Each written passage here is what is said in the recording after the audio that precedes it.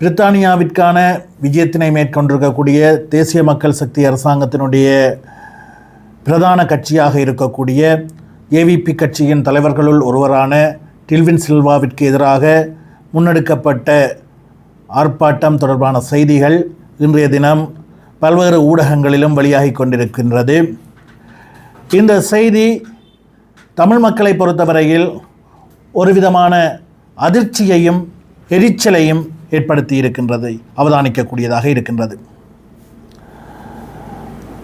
ஒரு பொறுப்புள்ள கட்சி என்ற அடிப்படையிலே இந்த நாட்டிலே வாழ்ந்து கொண்டிருக்கக்கூடிய தமிழ் மக்களுடைய கௌரவமான பாதுகாப்பான இருப்பிற்கும் கௌரவமான அரசியல் எதிர்காலத்திற்கும் ஒரு தேசிய நல்லிணக்கம் அவசியம். இங்கே பெரும்பான்மையாக வாழ்ந்து கொண்டிருக்கக்கூடிய சிங்கள மக்களோடு ஒரு புரிந்துணர்வை ஏற்படுத்தி ஒரு நல்லுறவை வலுப்படுத்த வேண்டியது அவசியம் என்பதை 1990ஆம் ஆண்டுகளிலிருந்து வலியுறுத்தி வருகின்ற ஒரு கட்சி என்ற அடிப்படையிலும் அந்த தேசிய நல்லிணக்கத்தை வலுப்படுத்துவதற்காக தொடர்ச்சியாக உழைத்து வருகின்ற கட்சி என்ற அடிப்படையிலும் ஈழமக்கள் ஜனநாயக கட்சி சார்பிலும் எங்களுடைய செயலாளர் நாயகம் தோழர் டக்ளஸ் தேவானந்தா அவர்கள் சார்பிலும் டில்வின் சில்வா அவர்களுக்கு எதிராக முன்னெடுக்கப்பட்ட ஆர்ப்பாட்டம் மற்றும் வன்முறை செயற்பாடுகளை நாங்கள் மிகவும் வன்மையான முறையிலே கண்டிக்கின்றோம். உங்களுடைய கண்டனத்தை இந்த இடத்திலே பதிவு செய்து கொள்கின்றோம். இந்த நாட்டிலே ஒரு சுமூகமான சூழல் உருவாக்கப்பட்டு தமிழ் மக்கள் தங்களுடைய கௌரவமான அரசியல் அபிலாஷைகளை வென்றெடுத்து தங்களுடைய தாயக பிரதேசங்களிலே ஒரு கௌரவமான முறையிலே வாழ்வது அவசியமாக இருக்க வேண்டுமாக இருந்தால் இங்கே ஒரு தேசிய நல்லிணக்கம் என்பது இன்றியமையாததாக இருக்கின்றது. இதனை புரிந்து கொள்ளாத வகையிலே புலம்பெயர்ந்து வாழ்ந்து கொண்டிருக்கக்கூடிய சிலர் இவ்வாறான செயற்பாடுகளிலே ஈடுபடுவது அவர்கள் கோமா நிலையில் இருந்தால் இவ்வாறான செயற்பாடுகளிலே ஈடுபடுகின்றார்கள் என்ற சந்தேகத்தை ஏற்படுத்துகின்றது. ஒரு காலத்திலே இந்த நாட்டிலே ஆயுத ரீதியான யுத்தம் இடம்பெற்றிருந்தது.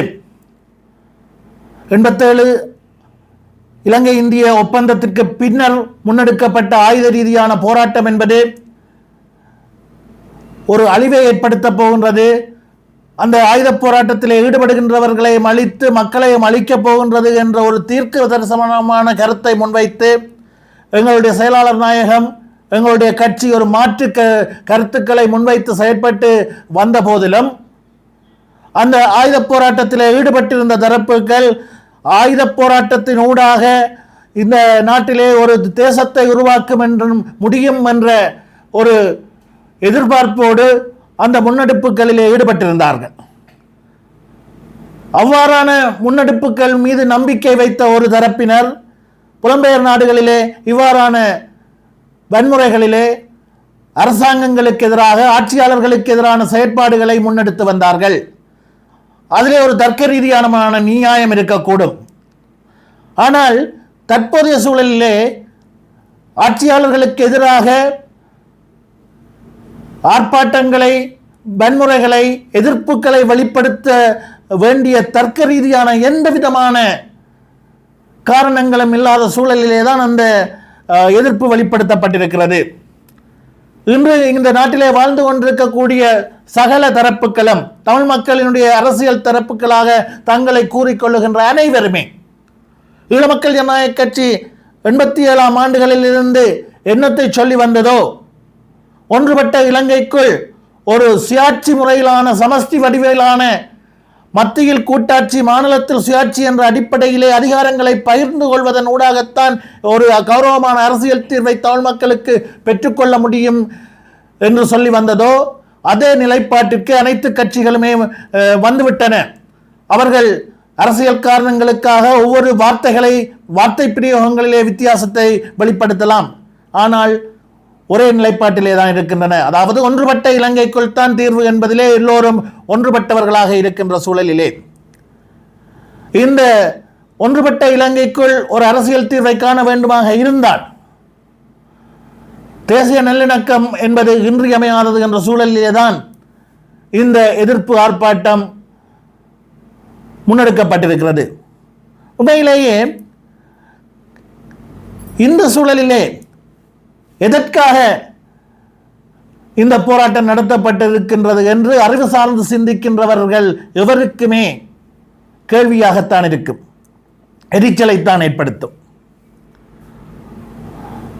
விமர்சனங்களுக்கு அப்பால் கடந்த காலங்களிலே ஒரு ஆயுத ரீதியான போராட்டத்திலே ஈடுபட்டவர்கள் ஜனநாயக நீரோட்டத்திலே ஈடுபட்டு ஜனநாயக நீரோட்டத்திற்கு திரும்பி இன்று ஆட்சி அதிகாரத்தை பெற்றிருக்கிறார்கள். இந்த நாட்டிலே வாழ்ந்து கொண்டிருக்கக்கூடிய தமிழ் மக்களுக்கு அரசியல் ரீதியான பிரச்சனை இருக்கின்றது, அது தீர்க்கப்பட வேண்டும் என்பதை சொல்லிக் கொண்டிருக்கிறார்கள். புலிகள் அமைப்பு தடை செய்யப்பட்ட அமைப்பாக இருக்கின்ற போதிலும் அந்த இயக்கத்தின் சார்பாக உயிரிழந்தவர்களை அவர்களுடைய உறவுகள் நினைவு கூறுவதில் எந்த பிரச்சனையும் இல்லை, அது அவர்களுடைய ஜனநாயக உரிமை என்ற கருத்தை வெளிப்படுத்துகிறார்கள். காணிகள் விடுவிக்கப்படும் என்று சொல்கிறார்கள். அரசியல் கைதிகள் விடுவிப்பு தொடர்பிலே சாதகமாக பரிசீலிக்க தயாராக இருப்பதாக ஜனாதிபதி சொல்லுகின்றார். இவ்வாறான சூழ்நிலை எதற்காக இந்த வன்முறை?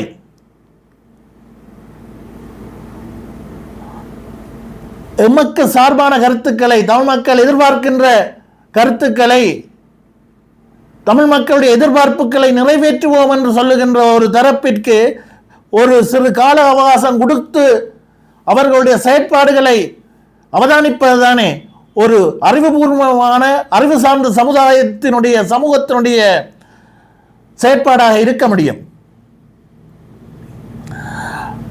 இந்த செய்தியை பார்த்த பொழுது எங்களுடைய செயலாளர் நாயகம் தோழர் டக்ளஸ் தேவானந்தா அவர்கள் சொல்லுகின்ற கதை ஒன்றுதான் ஞாபகத்திற்கு வந்தது. அதாவது அவர் சொல்வார், உலக கலந்துரையாடல்களின் போது ஒரு கதை சொல்லுவார். பலகை, ஒரு அப்பாவும் மகனும் பலகை அறுக்கின்ற கதை. தந்தை மேலே நின்று மரத்தை அறுத்து கொண்டிருக்கின்றார், பலகையை மரத்திலிருந்து பலகை அறுத்து கொண்டிருக்கிறார். கீழே இருந்த மகன் பிராக்கு பார்த்து கொண்டிருப்பான் என்று சொல்லி அவர் ஒரு கதை ஒன்று சொல்வார். இதற்கு மேல் அந்த கதையை இந்த இடத்திலே பொது வழியிலே சொல்வது ஆரோக்கியமாக இருக்காது, நாகரிகமாக இருக்காது. அவர் பகுதியாக செல்வார். அதாவது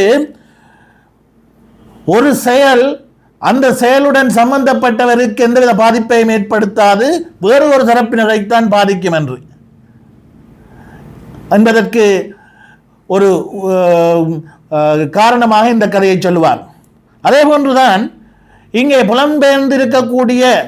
புலன்பெயர்ந்தவர்கள் அல்லது கோமாவில் இருக்கின்றவர்கள் செய்கின்ற இவ்வாறான மடத்தனமான செயற்பாடுகள் இங்கே இருக்கக்கூடிய எங்களுடைய மக்களுடைய இருப்பிற்கும் அவர்களுடைய கௌரவமான அரசியல் எதிர்பார்ப்புகளுக்கும் பாதகத்தான சூழலைத்தான் ஏற்படுத்தும் என்பதை அனைவரும் புரிந்து கொள்ள வேண்டும். சில தினங்களுக்கு முன்னர் நாடாளுமன்றத்திலே உரையாற்றிய பிமல் ரட்நாயக்க அமைச்சர் அவர்கள் ஒரு கருத்தை சொல்லியிருந்தார் தமிழ் நாடாளுமன்ற உறுப்பினர்களை பார்த்து.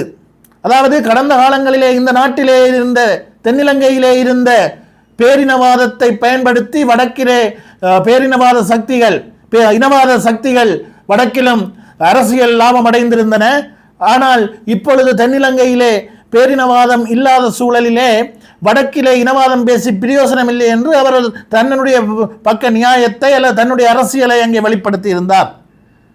இவ்வாறான செயற்பாடுகளை லண்டனிலே நடைபெற்றது போன்ற செயற்பாடுகளை பார்க்கின்ற போது நாங்கள் நிலைமையை மாறி யோசிக்க வேண்டிய சூழல் ஏற்படுகிறது, ஒரு அச்ச சூழல். இங்கே ஒரு சிலரினால் முன்னெடுக்கப்படுகின்ற புத்தி சாதுரியமற்ற மடத்தனமான செயற்பாடுகள் தென்னிலங்கையிலே எவ்வாறான பிரதிபலிப்புகளை ஏற்படுத்துமோ என்று அஞ்ச வேண்டிய சூழலை ஏற்படுத்துகின்றது. தயவு செய்து இவ்வாறான விடயங்களிலே எங்களுடைய மக்கள் ஈடுபடக்கூடாது. இவ்வாறான செயற்பாடுகளில் ஈடுபடுகின்றவர்களுக்கு மக்கள் எந்தவித ஆதரவையும் அளிக்கக்கூடாது என்பதை நாங்கள் இந்த இடத்திலே ஒரு பொறுப்புள்ள கட்சி என்ற அடிப்படையிலே பதிவு செய்து கொள்ள விரும்புகின்றோம். அதைவிட ஜனாதிபதி அன்ருகுமார திசாநாயக்க தலைமையிலான அரசாங்கத்திற்கு ஒரு வேண்டுகோளை விடுக்கின்றோம். இவ்வாறான செயற்பாடுகள் தமிழ் மக்கள் இந்த நாட்டிலே வாழ்ந்து கொண்டிருக்கக்கூடிய தமிழ் மக்களுடைய பிரதிபலிப்புகள் அல்ல. அவர்களின் சார்பாக இவை முன்னெடுக்கப்படவில்லை. இது கடந்த காலங்களிலே ஏதோ ஒரு மாயையிலே திளைத்திருந்த ஒரு சிலர் தங்களுடைய இருப்பை பாதுகாத்துக் கொள்வதற்காகவும் தங்களுடைய குறுகிய நலன்களுக்காகவும் இவ்வாறான செயற்பாடுகளில் ஈடுபடுகின்றார்கள் என்பதை தற்போதைய அரசாங்கமும் தென்னிலங்கையும் புரிந்து கொள்ள வேண்டும். நன்றி, வணக்கம்.